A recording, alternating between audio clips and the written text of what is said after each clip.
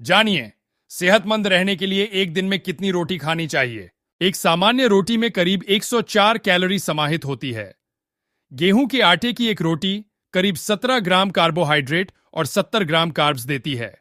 अगर महिलाएं एक दिन में 2 रोटी सुबह और 2 रोटी शाम को खा लें, तो उन्हें पूरे दिन की जरूरत की कैलोरी मिल जाएगी। अगर एक पुरुष दिन में 3 रोटी और रात में 3 रोटी खाएं, तो टोटल कैलोरी की जरूरत पूरी हो जाएगी।